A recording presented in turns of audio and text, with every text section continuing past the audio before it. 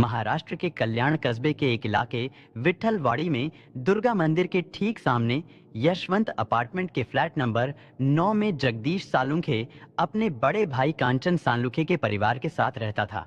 जगदीश सालुंखे एक कंपनी में नौकरी करता था। उसकी शादी एक खूबसूरत और महत्वाकांक्षी लड़की वृषाली ठाकरे से हुई थी। शादी के बाद जगदीश सालुंखे ने अपने भाई का घर छोड़ दिया और वो उसी सोसाइटी में किराए का एक फ्लैट लेकर पत्नी वृषाली के साथ रहने लगा। लेकिन फिर अचानक 6 मार्च 2019 को रात के लगभग 11 बजे के समय वृषाली ने वहीं पास में ही रहने वाले जगदीश सालुंखे के मामा नंदलाल को फोन किया। वृषाली ने उन्हें रोते हुए बताया कि मामा जी, हमारे घर में बहुत बड़ी चोरी हो गई है और बदमाशों ने जगदीश को भी मार दिया है। वृषाली ने कहा कि मामा जी प्लीज आप जल्दी हमारे घर पर आ जाएं। ये सारी बातें बताते हुए वो बहुत घबराई हुई लग रही थी।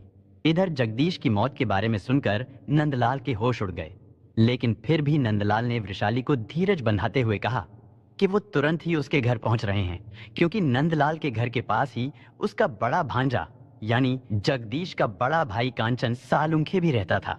इसलिए नंदलाल ने जगदीश की हत्या की जानकारी कांचन सालुंखे को भी दे दी। अपने भाई की मौत की खबर सुनते ही वो भी अपने मामा के साथ तुरंत घटनास्थल पर पहुंच गया और फिर देखते ही देखते ये खबर जंगल की आग की तरह पूरे इलाके में फैल गई। आस पड़ोस के लोगों के साथ साथ जगदीश सालुंखे के जान पहचान वालों और रिश्तेदारों की भीड़ जमा हो गई और जब उन लोगों की नजर घर के अंदर गई तो उन्होंने देखा कि जगदीश सालुंखे बेड पर पड़ा था। साथ ही घर का सारा सामान इधर उधर बिखरा हुआ था और जगदीश सालुंखे की पत्नी वृषाली उसके शरीर से लिपटकर बुरी तरह रो रही थी। जगदीश सालुंखे के घर पहुंचने के बाद उसके भाई कांचन सालुंखे और मामा नंदलाल ने पड़ोसियों की मदद से वृषाली को जगदीश से अलग किया और एक ऑटो की मदद से जगदीश को पास के ही एक क्लिनिक में लेकर गए। वहां से उन्हें जगदीश को किसी दूसरे हॉस्पिटल में ले जाने के लिए कहा गया। इसके बाद वो लोग जगदीश को दूसरे हॉस्पिटल लेकर गए, लेकिन वहां भी उन्हें निराशा ही हाथ लगी, क्योंकि वहां के डॉक्टरों ने भी जगदीश सालुंखे की हालत को देखकर उसे रुक्मणी बाई हॉस्पिटल रेफर कर दिया। इसके बाद वो लोग रुक्मणी बाई हॉस्पिटल पहुंचे, लेकिन वहां के डॉक्टरों ने जगदीश को देखते ही मृत घोषित कर दिया। साथ ही हॉस्पिटल की ओर से इस मामले की जानकारी स्थानीय पुलिस थाने के साथ साथ पुलिस कंट्रोल रूम को भी दे दी गई। सूचना मिलते ही थाना कोलसेवाड़ी में मौजूद एसआई पुलिस टीम के साथ जिला हॉस्पिटल पहुंच गए। साथ ही इस घटना की जानकारी उन्होंने सीनियर अधिकारियों को भी दे दी थी। इसके बाद हॉस्पिटल पहुंचकर वो मृतक के परिवार वालों से पूछताछ कर ही रहे थे कि तभी अचानक पुलिस अधिकारियों की नजर जगदीश के शव पर पड़ी। उन्होंने उसके शरीर पर कुछ ऐसा देखा कि जिससे वो तुरंत समझ गए थे कि ये मामला चोरी का नहीं है। डॉक्टरों से बातचीत करने के बाद पुलिस अधिकारियों ने जगदीश सालुंखे के शव को पोस्टमार्टम के लिए मोर्चरी में भेज दिया। इसके बाद पुलिस सीधे घटनास्थल पर यानी जगदीश के घर पहुंची। घटनास्थल की बारीकी से जांच करने के बाद पुलिस वापस थाने लौट गई। थाने लौटने के बाद जब पुलिस ने इस मामले पर गंभीरता से सोच विचार किया तो उन्हें चोरी और जगदीश सालुंखे की हत्या की कड़ियों में कई उतार चढ़ाव नजर आए।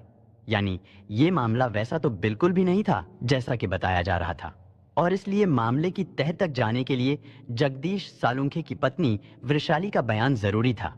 लेकिन उस समय वृषाली बयान देने की पोजीशन में नहीं थी, इसलिए सीनियर पीआई शाहू राजे ने पूछताछ करने के लिए वृषाली को दूसरे दिन थाने में बुलाया और मामले की तफ्तीश पीआई मधुकर और सुनीता राजपूत को सौंप दी। वृषाली ने अपने बयान में बताया कि घर में पकाने के लिए सब्जी नहीं थी। उसने पति जगदीश सालुंखे को फोन पर इस बात की जानकारी दी, लेकिन वो काम से लौटते समय सब्जी लाना भूल गए और खाली हाथ ही घर पर आ गए, जिसकी वजह से वृषाली खुद बाजार चली गई। लेकिन बाजार से लौटकर जब वो अपने घर आई तो घर की हालत को देखकर उसके होश उड़ गए और जब वो दौड़कर अपने पति जगदीश के पास पहुंची तो वो बेहोश पड़े थे। ये सब देखकर वृषाली बुरी तरह डर गई। उसकी शादी के सारे गहने भी बदमाश चोरी करके ले गए थे और जब उसकी समझ में कुछ नहीं आया तो उसने पति के मामा नंदलाल सौदाने को फोन पर सारी जानकारी दे दी। जगदीश और वृषाली की शादी को अभी 3 महीने भी नहीं हुए थे कि अचानक जगदीश की मौत हो गई थी। इसके बाद पुलिस ने वृषाली सालुंखे के बयान के आधार पर अज्ञात लोगों के खिलाफ हत्या का मामला दर्ज करके तफ्तीश शुरू कर दी। लेकिन जब जगदीश की पोस्टमार्टम रिपोर्ट आई तो उसे देखकर पुलिस का शक सीधा वृषाली पर चला गया। यानी अब सीधे सीधे वृषाली ही पुलिस के रडार पर आ गई थी। इसके बाद पुलिस ने पत्नी पर शक होने की वजह से जगदीश सालुंखे के परिवार वालों से भी पूछताछ की। जगदीश के परिवार वालों ने उसकी मौत को एक बहुत गहरी साजिश बताया। परिवार वालों के बयान के अनुसार वृषाली और जगदीश की शादी तो हो गई थी, लेकिन वृषाली अपनी शादी से खुश नहीं थी, क्योंकि वो शादी से पहले 2 बार जगदीश सालुंखे के साथ शादी करने से मना कर चुकी थी।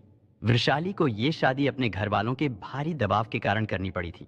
इसके बाद पुलिस टीम ने जब इन सब बातों की सच्चाई जानने के लिए वृषाली से फिर से पूछताछ की, तो पहले तो उसने पुलिस को घुमाने की बहुत कोशिश की, लेकिन फिर वृषाली पुलिस के सवालों के घेरे में कुछ इस तरह फंसी कि आखिरकार उसने अपना जुर्म स्वीकार कर लिया। लेकिन अब सवाल ये है कि आखिर वृषाली ने अपने पति जगदीश का इतनी बेरहमी से कत्ल क्यों किया था? दोस्तों, अब यहाँ से इस घटना को जरा ध्यान से सुनिए, और खासकर लड़कों को तो जरूर सुनना चाहिए, ताकि फिर से कोई वृषाली बनकर किसी जगदीश की जिंदगी ना छीन ले। दरअसल 23 वर्षीय जगदीश एक सुंदर लड़का था। वो मूल रूप से जनपद जलगांव के तालुका रावेर का रहने वाला था। उसके पिता गोकुल सालुंखे सीधे सादे व्यक्ति थे। गांव में उनकी थोड़ी बहुत जमीन थी। इसके अलावा रावेर में उनकी हेयर कटिंग की दुकान भी थी। परिवार में उनकी पत्नी के अलावा सिर्फ 2 बेटे थे। बड़े बेटे कांचन सालुंखे की शादी हो चुकी थी और वो अपनी पत्नी के साथ महाराष्ट्र कल्याण के उपनगर में रहता था, जबकि छोटा बेटा जगदीश सालुंखे उस समय पढ़ाई कर रहा था। गोकुल सालुंखे अपनी काश्तकारी और दुकान से अपना परिवार चला रहे थे। जगदीश को लेकर माता पिता का सपना था कि उनका छोटा बेटा उनके साथ रहकर घर की जिम्मेदारियों को संभाले, लेकिन ऐसा हुआ नहीं, क्योंकि पढ़ाई पूरी करने के बाद जगदीश का मन गांव में नहीं लगता था। इसलिए उसने भी शहर जाकर रहने की जिद पकड़ ली। शहर आकर वो अपने बड़े भाई कांचन सालुंखे और भाभी के साथ रहने लगा। फिर जल्दी ही उसे अंबरनाथ स्थित एक फार्मास्यूटिकल कंपनी में नौकरी मिल गई। जगदीश जब नौकरी करने लगा तो परिवार वाले उसकी शादी के बारे में सोचने लगे। जगदीश के पिता गोकुल सालुंखे ने जब बेटे की शादी की बात अपने रिश्तेदारों और जान पहचान वालों को बताई, तो जगदीश के लिए मलाड़ के रहने वाले ठाकरे परिवार की वृषाली ठाकरे का रिश्ता आया। 22 वर्षीय वृषाली ठाकरे अपने परिवार की इकलौती बेटी थी। उसके पिता की मृत्यु हो चुकी थी।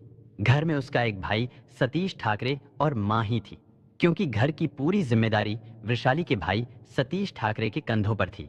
इसलिए उसने अभी तक शादी नहीं की थी। उसकी बहन वृषाली जितनी सुंदर थी, वो उतनी ही चंचल और हंसमुख भी थी। इसलिए जगदीश को वो पहली नजर में पसंद आ गई। वृषाली के घर वालों को भी ये रिश्ता बहुत पसंद आया। साथ ही उनकी पुरानी पारिवारिक रिश्तेदारी भी निकल आई। इसलिए ठाकरे परिवार वृषाली की शादी जल्द से जल्द कर देना चाहता था। जगदीश सालुंखे और वृषाली के एक दूसरे को देखने और पसंद करने के बाद दोनों परिवार और उनके रिश्तेदारों ने मिलकर वृषाली और जगदीश सालुंखे की सगाई कर दी। साथ ही शादी की तारीख भी तय कर दी गई, क्योंकि आज के जमाने में लोग सगाई को ही आधी शादी मानते हैं और अपने बच्चों को खुली छूट दे देते हैं। लड़का और लड़की दोनों बातचीत करने के साथ साथ मिलने जुलने और एक साथ घूमने फिरने लगते हैं। ऐसा ही कुछ वृषाली और जगदीश सालुंखे के साथ भी हुआ था। वृषाली और जगदीश भी एक दूसरे से मिलने और बातचीत करने लगे थे। उनके बीच ये सिलसिला लगभग 6 महीने तक चलता रहा, जहां जगदीश सालुंखे वृषाली से शादी तय होने पर बहुत खुश था। वहीं दूसरी तरफ आजाद ख्याल वृषाली 6 महीने में ही जगदीश सालुंखे से बोर हो चुकी थी, क्योंकि वृषाली को एक सीधा साधा लड़का नहीं, बल्कि उसे तो कोई मॉडल और स्मार्ट पति चाहिए था, जो उसके इशारों पर चले और उसकी सारी इच्छाएं पूरी करे। इसलिए शादी के 20 दिन पहले वृषाली ने जगदीश सालुंखे को फोन करके मुंबई के दादर रेलवे स्टेशन पर बुलाया और दुखी मन से जगदीश से कहा कि वो उसके साथ शादी नहीं करना चाहती, क्योंकि हम दोनों के विचार एक दूसरे से नहीं मिलते। वृषाली ने उससे कहा कि अगर हम दोनों की शादी हो भी गई तो हम दोनों कभी खुश नहीं रह पाएंगे। इससे तो अच्छा है कि तुम इस शादी से इनकार कर दो। वृषाली ठाकरे की इस बात को सुनकर जगदीश के तो पैरों तले से जैसे जमीन खिसक गई, और उसकी वजह यह थी कि उसके घर वालों ने शादी की पूरी तैयारी कर ली थी और सारे रिश्तेदारों को शादी के कार्ड भी भेज दिए गए थे। जगदीश ने ये बात वृषाली को भी समझाने की कोशिश की, लेकिन उसने जगदीश को धमकी देते हुए कहा कि अगर उसकी शादी जबरन की गई तो वो जहर खाकर आत्महत्या कर लेगी और फिर उसका क्या अंजाम होगा वो खुद समझ सकता है। वृषाली की इस धमकी से जगदीश बुरी तरह डर गया। उसने वृषाली की सारी बातें अपने परिवार वालों को बता दी। इसके बाद जब इन सब बातों की खबर वृषाली के घर वालों को लगी तो वो लोग भी सकते में आ गए। उन्होंने वृषाली को आड़े हाथों लिया। अपने परिवार के दबाव में आकर वृषाली ने अपनी गलती मान ली और जगदीश से शादी करने के लिए तैयार हो गई। लेकिन अब जगदीश के परिवार वालों को वृषाली की बातों पर यकीन नहीं था। वो लोग वृषाली के परिवार वालों की विनती पर शादी के लिए तैयार तो हो गए थे, लेकिन उन्होंने साफ साफ कह दिया था कि अगर भविष्य में वृषाली ने कोई गलत कदम उठाया तो जिम्मेदारी उनकी नहीं होगी। इसके लिए जगदीश के घर वालों ने अलग से गारंटी और माफी पत्र लिखवाकर अपने पास रख लिया था। इसके बाद वो लोग शादी की तैयारी में जुट गए। इधर परिवार वालों के दबाव में आकर आखिर वृषाली जगदीश से शादी के लिए तैयार तो हो गई, लेकिन उसके मन में अब भी जगदीश सालुंखे को लेकर उलझन सी थी। जगदीश सालुंखे को वो पति के रूप में स्वीकार नहीं कर पा रही थी और यही कारण था कि वृषाली अपनी शादी के लिए टाल मटोल कर रही थी। इसके बाद शादी से 8 दिन पहले वृषाली ने जगदीश को एक होटल में बुलाया और फिर से वही पुरानी बातें दोहराते हुए कहा कि वो इतनी जल्दी शादी नहीं करना चाहती क्योंकि उसे ब्यूटिशियन का कोर्स करना है। कोर्स करके पहले वो अपना कैरियर बनाएगी और उसके बाद शादी के बारे में सोचेगी। उसने जगदीश से कहा कि तब तक के लिए तुम शादी की तारीख को आगे बढ़वा दो। उसने कहा कि जब मेरा कैरियर बन जाएगा तो फिर शादी तो हम कभी भी कर सकते हैं। इधर जगदीश वृषाली की बातें सुनकर गुस्से से भड़क गया। इस बार जगदीश सालुंखे ने वृषाली को समझाने की कोशिश नहीं की, बल्कि उसने सख्त लहजे में कहा कि ये बात तुम खुद अपने परिवार वालों से क्यों नहीं कहती। इतना कहकर जगदीश गुस्से में वहां से उठकर चला गया। जगदीश सालुंखे के इस रवैये से वृषाली भी गुस्से में आ गई। उसने सोचा कि इस समस्या से निपटने के लिए अब उसे ही कुछ करना पड़ेगा। घर जाने के बाद भी वो सारी रात इसी बारे में सोचती रही, करवटें बदलती रही और फिर सुबह तक उसने अपनी इस परेशानी का जो हल निकाला वो बहुत ही खतरनाक था। दूसरी तरफ दोनों परिवार वृषाली और जगदीश सालुंखे की शादी को लेकर उत्साहित थे, क्योंकि वृषाली की शादी हो रही थी। इस बात को लेकर उसकी सहेलियों और दोस्तों में खुशी की लहर थी। वो सब वृषाली से शादी की बैचलर पार्टी देने की मांग कर रहे थे और वृषाली उन्हें आजकल कहकर टाल रही थी। लेकिन फिर अचानक वृषाली ने शादी के 3-4 दिन पहले अपने घर में एक छोटी सी पार्टी रखी और इस पार्टी में खास तौर पर जगदीश को भी बुलाया गया था। वृषाली के बुलाने पर जगदीश पार्टी में आया तो जरूर था, लेकिन उसने पार्टी में एंजॉय नहीं किया। खैर, घर लौटते समय वृषाली ने बड़े प्यार से जगदीश के लिए खाने का टिफिन तैयार किया और उसे घर पहुंचकर खाने के लिए कहा। लेकिन जगदीश ने उस टिफिन का खाना नहीं खाया था, क्योंकि घर जाने के बाद जब उसने टिफिन खोला था तो उसमें से एक अजीब सी गंध आ रही थी, जिसकी वजह से जगदीश ने वो खाना नहीं खाया। उसने वो खाना फेंक दिया। वृषाली ने बताया कि उस खाने में बड़ी ही चालाकी से उसने जहर मिला दिया था, लेकिन जगदीश उस दिन भी बच गया था और आखिरकार 29 दिसंबर 2018 को बड़ी धूमधाम से वृषाली ठाकरे और जगदीश सालुंखे की शादी हो गई। शादी के बाद वो दोनों घूमने के लिए हिल स्टेशन चले गए। इस शादी से जगदीश सालुंखे तो बहुत खुश था और वो वृषाली के सारे गिले शिकवे भूल चुका था, लेकिन वृषाली इस शादी से बिल्कुल भी खुश नहीं थी। शादी के नाम पर उसने तो सिर्फ एक समझौता किया था। जैसे जैसे समय बीत रहा था वैसे वैसे वृषाली के व्यवहार में बदलाव आता जा रहा था। वो बात बात पर जगदीश और उसके परिवार वालों से लड़ाई करने लगी थी, जिससे तंग आकर जगदीश के परिवार वालों ने उसे अलग रहने की सलाह दी।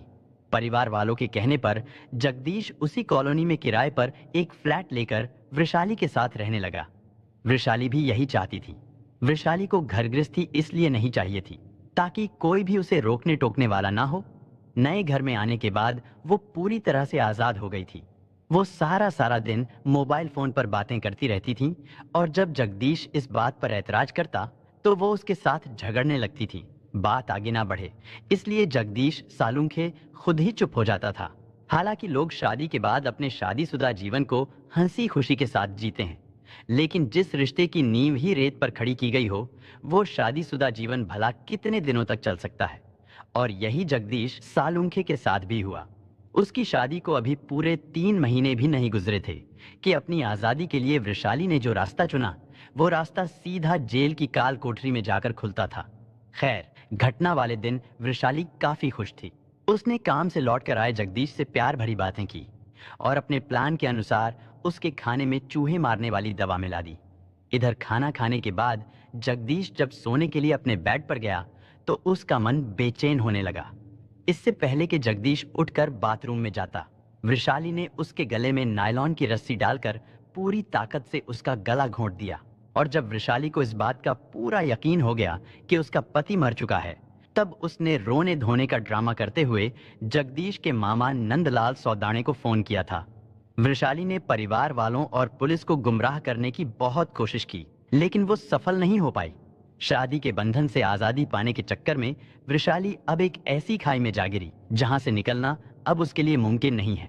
लेकिन अब सवाल ये है कि जब वृषाली और जगदीश दोनों के परिवार वालों को इस बात का पता चल चुका था कि वृषाली जगदीश से शादी नहीं करना चाहती थी, तो फिर उन्हें यह रिश्ता नहीं करना चाहिए था, क्योंकि वृषाली ने शादी से पहले खुद जहर खाने की धमकी भी दी थी। और उन्हें तभी समझना चाहिए था कि जो लड़की खुद को जान से मारने की धमकी दे सकती है, वो फिर कुछ भी कर सकती है, यानी किसी की भी जान ले सकती है। और आखिरकार यही हुआ।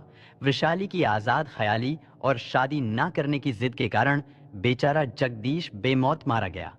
इसके बाद पुलिस ने वृषाली ठाकरे के दिए गए बयान के आधार पर उसके खिलाफ धारा 302 के तहत हत्या का मामला दर्ज करके उसे कोर्ट में पेश किया, जहां से उसे जेल भेज दिया गया। दोस्तों, इस घटना को सुनाने का उद्देश्य किसी का दिल दुखाना नहीं है, किसी को परेशान करना नहीं, बल्कि आपको जागरूक करना है, आपको सचेत करना है। दोस्तों, इस पूरी घटना के बारे में आपकी क्या राय है? कमेंट बॉक्स में जरूर बताएं। और अगर हमारी मेहनत पसंद आई हो तो इस वीडियो को लाइक करते हुए शेयर भी करें। अगर आपने अब तक चैनल को सब्सक्राइब नहीं किया है तो हमारे चैनल को सब्सक्राइब कर लीजिए। धन्यवाद।